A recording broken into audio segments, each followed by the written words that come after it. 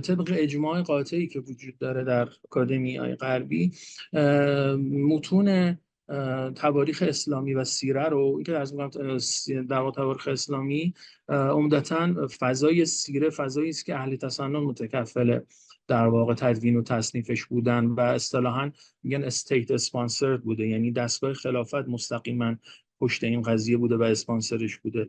لذا کلا پدیده سیره یه پدیده بوده که مورد علاقه دستگاه خلافت بوده و خب به تبعش حضور شیعیان در اون کمرنگ بوده و ما در واقع شیعیان سیره نویسی مثل ابان ابن عثمان هم اگر خیلی محدود هستن و ثانیاً سیرهشون خیلی باز وابسته به نقل‌های سنی هست.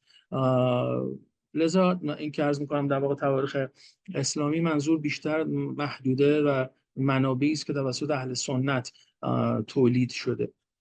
در منابع سیره مشکلاتی در واقع وجود داره به لحاظ تاریخ نگاری و اون هم یه مشکل عمده هست و اون گپ تاریخی بین زمان تدوین متون سیره و زمان پیامبر هست. یعنی چیزی هولوش بیش از یک قرن، دست کم یک قرن فاصله داره بین متون سیره و زمان پیامبر. بخوام این گپ تاریخی اعتبار اون رو با اشکال مواجه میکنه و لزوم اینکه ما به منابع معاصر پیامبر رجوع بکنیم رو بیشتر میکنه. از سوی دیگه اغراض قومی، قبیله‌ای، سیاسی وجود داره در تدوین سیره و کلا در تدوین تاریخ صدر اسلام و همین موضوع باعث شده که در فضای اکادمیک سیره رو با زندگی نامه هایی که از پیامبر سالها بعد از در واقع وفات پیامبر نوشته شده رو با نهایت تردید و با نهایت احتیاط باش تعامل بکنن و از ابزارهای نقادانه برای بررسی در واقع متون سیره استفاده بکنن. ما یعنی بنده در همینطور که عرض کردم در مدرسه تابستانی قبلی و یه مدرسه تابستانی قبلی ترش 2 سال پیش و سال قبل این ابزارها و روش‌ها رو به تفصیل عرض کردم.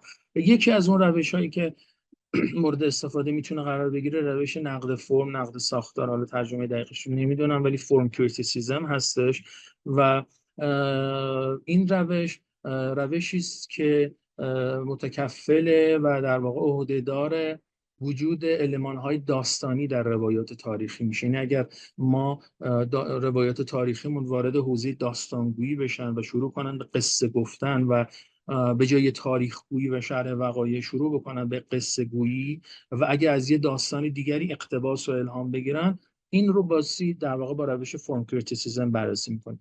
واسه عرض میکنم خیلی این بحث مفصل در معرفی روش فرم کریتیسیزم و خب تفصیلش بیشتر من عرض کردم ولی به دلیل خب ضیق وقت صرفا به این معرفی کوتاه بسنده میکنم و در طول در واقع ارائه هم البته خب مثالای تفصیلی بیشتری رو عرض خواهم کرد.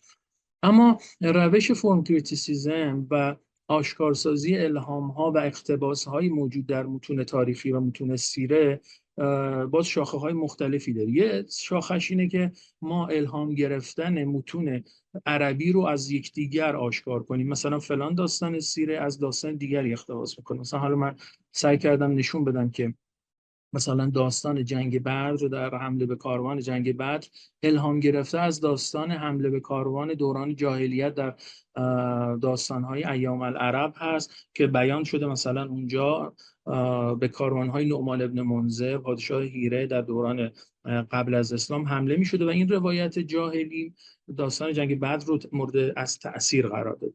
یه حالت پس این هست که داستان‌ها و روایات بومی عربی مورد اقتباس قرار بگیرن و یکی دیگری رو تأثیر بهش بده.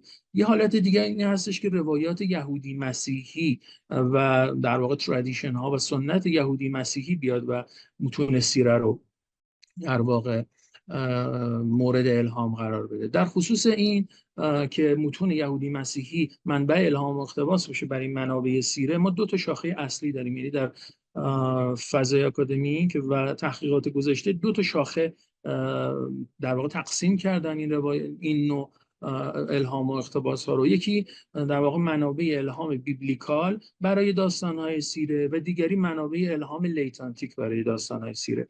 منابع بیبلیکال در واقع زمانی است که خود بایبل، خود کتاب مقدس، فرازی از کتاب مقدس در عذرخواهی می‌کنم فرازی از کتاب مقدس منشأ الهام بشه برای سیره و داستان‌های در واقع حالت بعدیش این هستش که متون غیر از بایبل، متون که بعد از دوران کتاب مقدس نوشته شده، اصطلاحاً متون اکسترا بیبلیکال، منبع الهام و اقتباس برای سیره قرار بگیره. در خصوص این تقسیم، حالا مثالاشو عرض خواهم کرد. در خصوص این تقسیم بندی یک نظری رو آقای شان آنتونی استاد دانشگاه اوهایو که سال گذشتم جزء ارائه کننده های مدرسه تابستانی بود، ایشون یه تقسیم بندی در واقع ارزیابی کردن در خصوص این منابع و اینطوری نظرشون رو بیان کردن. گفتن the influence of biblical archetypes and Sira Maghazi narratives has been demonstrated by Arabists and historians of early Islam in recent years, but that of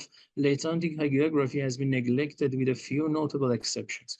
ایشون میگن که در تحقیقات غربی ها، در خاطر فضای در واقع وسترن اسکالرشی و غربی ها، توجه خوبی شده به جاهایی که خود کتاب مقدس به داستان‌های سیره تاثیر گذاشته. یعنی یه روایتی از زندگی پیامبر رو شما میخونید و میبینید که گویا مدل سازی شده از داستانی است که برای انبیاء پیشین اتفاق افتاده و در کتاب مقدس بیان شده. شان آنتونی میگه که این مورد به صورت خوبی و به تفصیل پرداخته شده در توسط محققین در فضای آکادمیک غرب، اما منابع الهامی که در دوره لیت آنتیکویتی، در دوران باستان متأخر تدوین شده، خیلی بهش توجه نشده. دوره لیت آنتیکویتی هم برای عزیزان عرض کنم که یه چیز اولویش مثلا 2-3 قرن قبل از اسلام و 1-2 قرن بعد از اسلام، با حالا با یه اختلافی دوره باستان متأخر میگن. در این دوره متونی در میان مسیحیان و یهودیان تدوین شده که خب طبیعتا غیر از بایبله و این متون تاثیر گذاشته به تواریخ اسلامی و سیره. شان آنتونی میگه که جا داره ما خیلی بیشتر روی متون کار بکنیم، چون متون لیت آنتیک به عنوان منبع سیره خیلی کم روش کار شده و تنها 2-3 مورد هست که در واقع بهش اشاره شده که این متون لیت آنتیک تاثیر گذاشتن روی سیره. و خب عرض بنده هم در این تحقیق این هستش که یه متن لیت آنتیک جدیدی وجود داره که ما میتونیم به عنوان منبع الهام برای سیره بهش توجه کنیم و اونم داستان مسیحیان نجران هست که بر داستان بنی قریظه تاثیر گذاشته. اما به عنوان چند تا مثال کوتاه در خصوص اینکه چه تأثیراتی کتاب مقدس به سیره پیامبر داشته، من فقط به صورت تیتروار اگر بخوام عرض بکنم، مثلا طبق تحقیقاتی که به عنوان مثال اندریاس گورکه که اونم باز از ارائه کننده های مدرسه تابستانی گذشته بود و دیوید پاورز انجام دادن، داستان ازدواج پیامبر با زینب بنت جحش متأثر از مثلا در واقع فرازهایی از بایبل که به داستان داوود و بثشیبا اشاره میکنه، یا مثلا داستان به اسارت در اومدن زید بن حارثه و اومدنش به مدینه طبق ادعای دیوید پاورز متأثر از داستان به اسارت در آمدن حضرت یوسف هست. از موارد بیبلیکال که بگذریم، موارد این دو تا مثلا مواردی بود که بایبل روی سیره تاثیر گذاشته.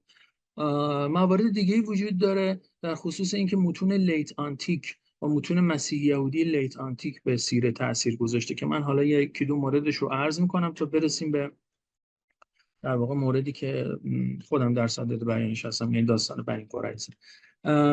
یه داستانی هستی که روایتی هست در متون تاریخی و حدیثی، عمدتاً عرض میکنم با حدیث اهل سنت، و اون داستان شق الصدر یا شکافتن سینه پیامبر. نقل شده که پیامبر زمانی که کودک بودند و داشتن در واقع با کودکان بازی میکردن، اتاه جبرائیل و هو یلعب مع الغلمان فاخذه و صرعه فشق عن قلبه فاستخرج القلب.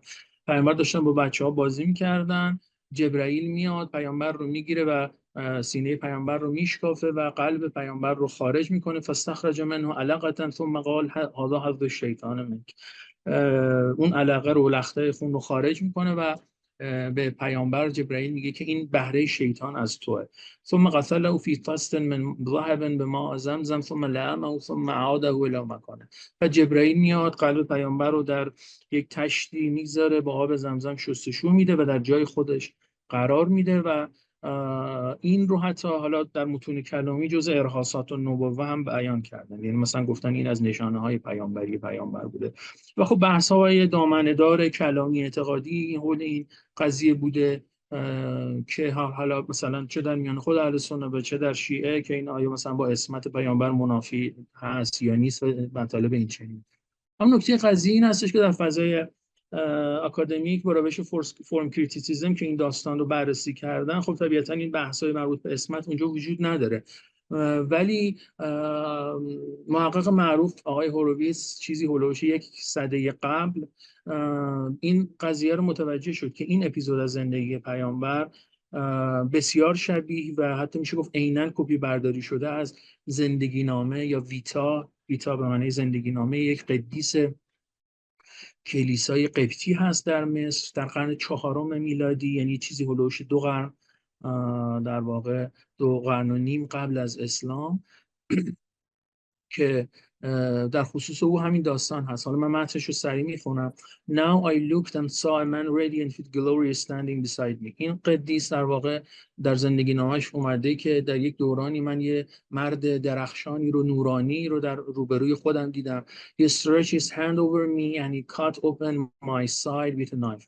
دستش اون فرشته در واقع به سمت من دراز کرد و پهلوی من رو شکافت با یه چاقویی و brought out my liver and showed me the wounds in it. جگر من رو، کبد من رو خارج کرد و یک جراحت هایی در درون اون به من نشان داد و بعد اونها رو شفا داد. He healed them and bound them up and put liver back in its place again. اون جراحت ها رو شفا داد، گذاشتش سر جای خودش در واقع و یعنی اون در واقع کبد رو به جای خودش گذاشت. and he smoothed over the spot لعنه، اون رو در واقع درستش کرد. with his hand اونجا رو به حالت قبلی خودش برگردوند، اون جایی که پاره شده بود، یعنی در واقع با چاقو پاره کرده بود و به اون قدیس گفت see you are healed. تو الان دیگه شفا پیدا کردی. do not sin again. دیگه دوباره گناه نکن. در واقع همون بحث هاگاه حضرت شیطان ملک، این بهره شیطان در توی گناه نکن تو دوباره به این وضعیت در واقع دچار نشی. مشخصه طبق در واقع المان‌های طبق روش فرم کریتیسم تمامی المان‌های موجود در داستان شق الصدر پیامبر در این داستان کوپتیک یا قبطی وجود داره و جزئیاتش وجود داره و کلیاتش وجود داره و خط سیر داستان مشترکه و خب اینو ما رو با یک فرضیه فقط مواجه میکنه که این داستان کهن‌تری که 2-3 قرن قبل از اسلام بوده منبع الهام بوده برای داستان حدیث شق الصدر پیامبر. مثال دیگری هم وجود داره. من یه مقدار خائفم از این که به بحث خودم کامل نرسم، اینو فقط تیتروار عرض میکنم، اگه احیانا فرصت بود و دوستان علاقه‌مند بودن میتونیم بهش برگردیم و اونم داستان بدء وحی و آغاز وحی هست، یعنی نخستین وحی به پیامبر و نخستین وحی به یک قدیسی به نام کدمن که در کلیسای آنگلو ساکسون بوده. خب طبیعیه که قرآن به وحی به پیامبر اشاره کرده و مثلا داستان سوره علق هم گفته میشه که به عنوان در واقع شأن نزولش اولین وحی. خب این چیزی هستش که مورد اختلاف نیست، اما یه داستانی رو تعریف کردن در متون سیره و حالا حدیثی اهل سنت مثلا بخاری که یه روایت متفاوتی رو از آغاز وحی بیان میکنه، اینکه پیامبر فرشته وحی رو میبینه در خواب و فرشته وحی میگه که بخوان، پیامبر میگه ما اقرا، پیامبر نمیدونه چی باید بخونه، جبرائیل میگیره پیامبر رو یک فشاری میده و دوباره اینقدر فشار میده که حتی انگار پیامبر داره جانشون رو از دست میدن، جانشون خارج میشه و بعد ولش میکنه، پیامبر دوباره میگه بخوان و پیامبر دوباره میگه ماذا اقرا و اون وقت جبرائیل میگه اقرا بسم ربک الذی خلق و بعد پیامبر از خواب بیدار میشن و یه چیزی در واقع اون چشمه وحی در درونشون جوشان میشه. این همین اتفاق در خصوص یک قدیسی به اسم کدمن میفته در کلیسای آنگلو ساکسون که او هم در واقع تو دنیای سکولار زندگی میکرده. یه بار زمانی که خواب بوده فرشته وحی میاد سراغش، بهش میگه کدمن یه چیزی بخوان، یک سرود مذهبی بخوان، اون میگه من نمیتونم و دوباره میگه بخوان، باید حتما بخونی و بعد کدمن شروع میکنه خواندن و چشمه در واقع سرودن سرودهای مذهبی در درون او هم جوشان میشه. شباهت بین داستان کدمن و پیامبر خیلی مورد تحقیق در فضای آکادمیک قرار گرفته و دو تا نظریه عمده به وجود داره. یکی این که داستانی که ابن اسحاق نقل کرده برای پیامبر و نخستین وحی پیامبر داستان منبع الهام بوده برای داستان کدمن یه نظریه دیگه هم هست که استیفن شومکر بیان میکنه و اون هم که این دوتا داستان یه منبع مشترک دارن و به منابع خود بایبل و به منابع قدیسنگاری سوریانی هر جفتشون متکی است.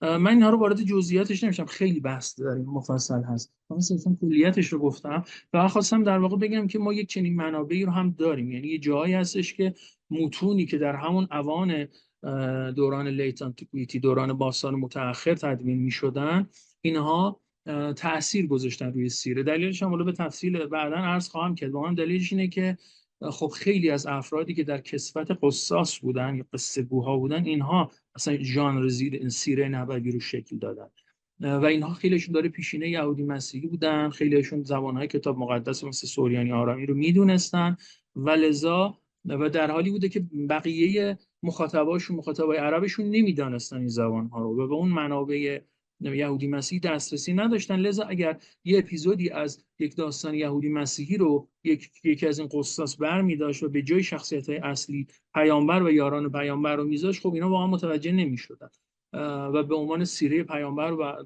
در واقع به خورد مخاطب داده میشه، در حالی که واقعیت قضیه این نبوده. فقط اینو خواستم عرض بکنم که ما یک چنین ژانری هم داریم، یعنی